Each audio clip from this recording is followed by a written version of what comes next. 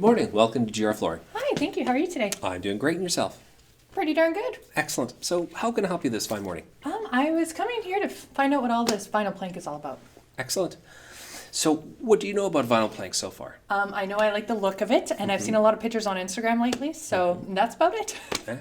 Well, vinyl plank really has been sort of taking over the flooring world. It's been the fastest growing segment for 5 years and running. Oh, wow. Everybody's going to push how durable it is, how water resistant it is, easy to repair, inexpensive. But one of the things that nobody really gets into is the fact that there are, of course, some cons to it. Okay. So the first thing we have to think of, unlike a wood product or a lot of the natural products out there, vinyl flooring is not susceptible to moisture. Right? Oh, really? It works great in high humidity areas, be it bathrooms, be it entryways, that kind of jazz.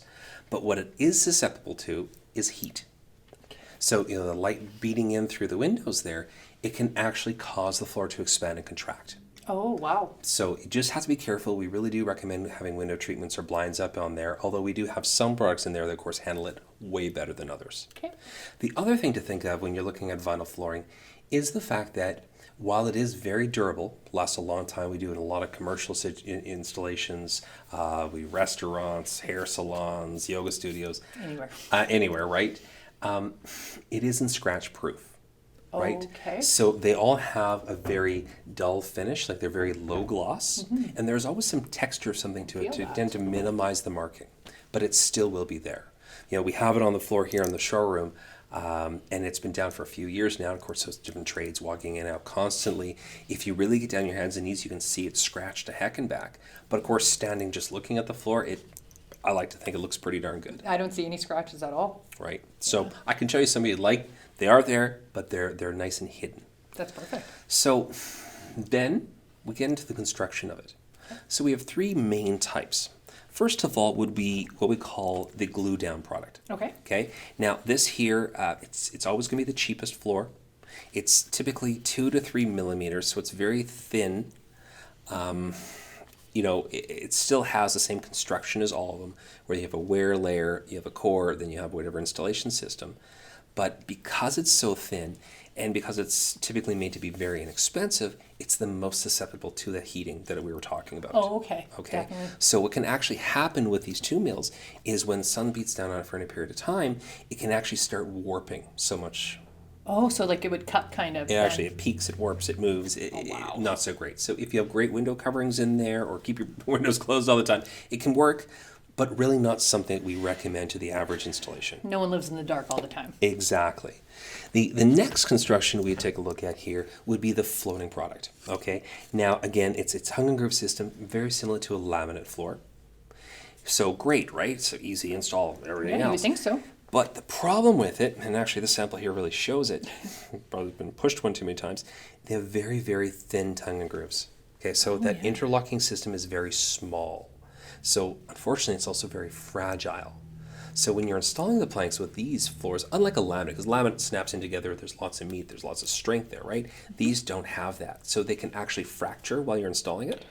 Oh. But then again, when that whole heating, cooling thing happens to it, the boards can actually slide, and you look at some gaps on the ends.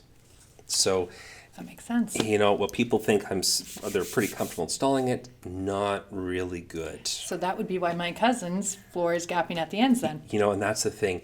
Like with a lot of things in life, not all is created equal, right? If you go on to the forums, if you start doing some research, some people are going to say, oh my goodness, I completely hate luxury vinyl. Other people are going to say, what, are you crazy? It's the best thing since sliced bread. And that's because there's a lot of 2 mil product. There's a lot of these floating floors being pushed these days, and it's not necessarily the right system. Well, my cousin is actually the one that kind of took me away from it, and then I'm seeing all these beautiful pictures. I'm like, I'm going to double check. Yeah, exactly. So this here is what we consider the best case scenario for vinyl floors. Okay.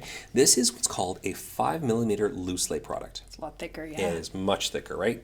It still has that flexibility to it, but typically has a much thicker, sort of stronger wear layer on the surface. It's a lot heavier too. A lot heavier, and they have a virgin vinyl core to them, okay, versus a recycled core.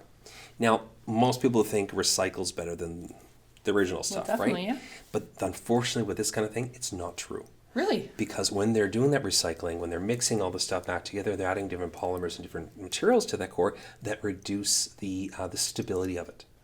Okay. Whereas the virgin Okay. vinyl, it's the most stable vinyl you'll find. That makes sense. Virgin vinyl is actually what they use in windows and all that jazz, right? So that's Okay. why they don't move. The other thing that the loose lay has that none of the other products do have is fiberglass.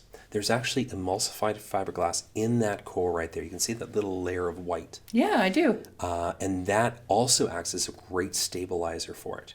Oh, wow. Okay, and then last not least, for the stability of it, again, this is called a loose lay, right?